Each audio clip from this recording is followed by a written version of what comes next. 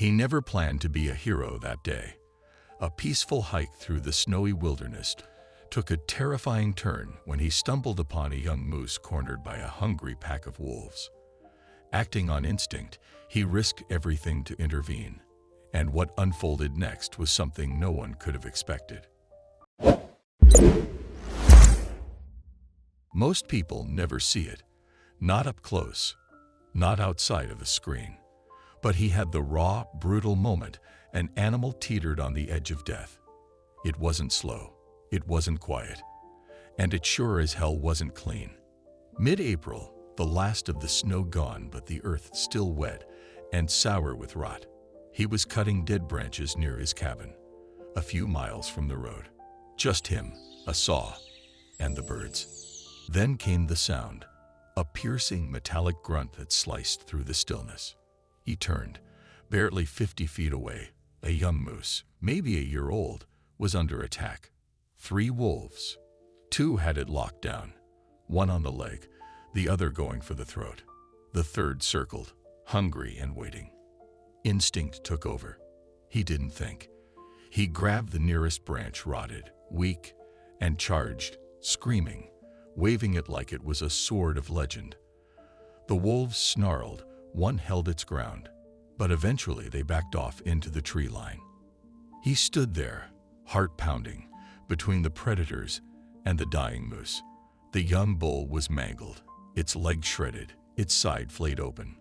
Blood pooled beneath it, steaming in the cool spring air. Most people would have walked away, let nature run its course. But he didn't.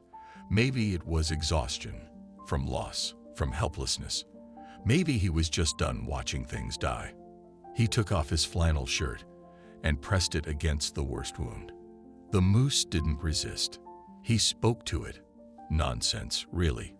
Just words to fill the silence. It took half an hour to get the moose into the sled he used for hauling firewood. He didn't know how he did it. Adrenaline. Stubbornness. Something primal. He dragged it to the cabin. Every 10 feet thinking the moose would die. Every 20 thinking his spine might give out. But they made it. He rolled the creature onto a tarp near the porch. The moose groaned, low and mechanical. He boiled water, poured vodka on rags, and cleaned the wounds. It wasn't pretty. The animal kicked once, nearly broke his leg, but allowed the work to continue. By nightfall, the moose was still breathing, still watching. He lit a cigarette, the first in 6 months, and sat there on the step, wolves howling in the distance, asking himself what he'd done. He didn't sleep, neither did the moose. The next morning, against all odds, the animal was still alive. So he kept going, boiling water, tearing old sheets into bandages, packing the leg with gauze. He wore gloves at first. That didn't last long. By noon, his hands were stained red. He talked while he worked. "You stubborn bastard," he muttered. "You and me both." The wound was a wreck. Muscle, tendon, all exposed. Nothing to do but keep infection at bay. He moved the moose to a mattress dragged in from the shed, surrounded it with crates and chairs to keep it from standing too soon.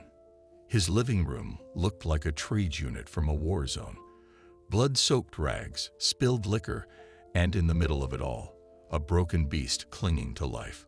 Why hadn't he just let it go? That night, the moose tried to rise. Failed. He rushed in, settled beside it, placed a hand on its neck, just to feel another heartbeat.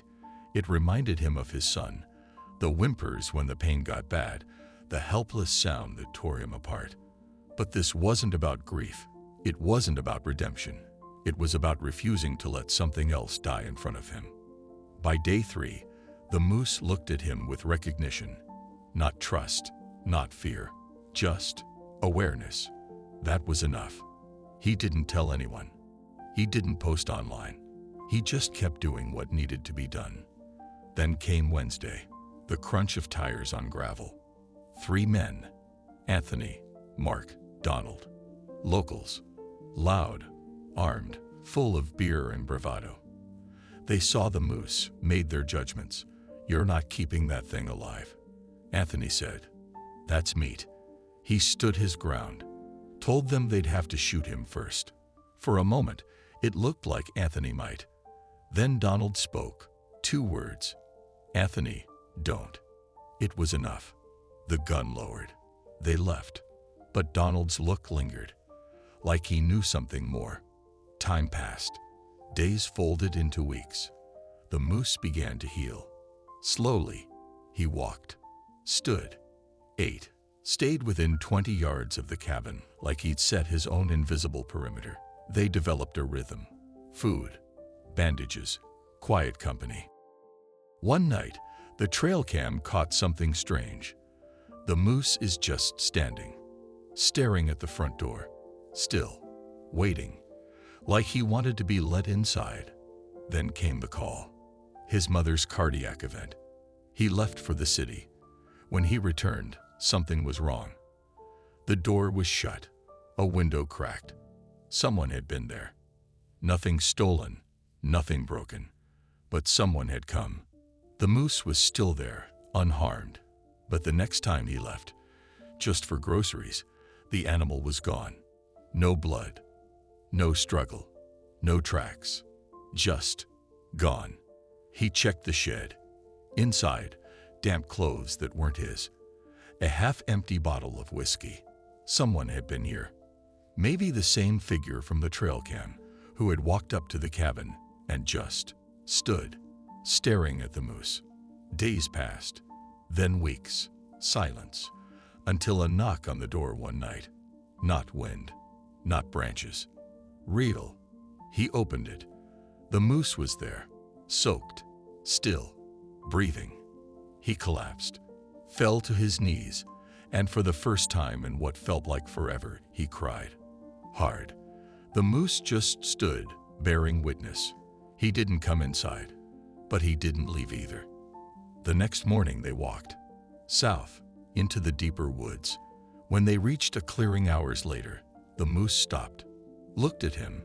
He reached out and touched its shoulder. "This is it," he said.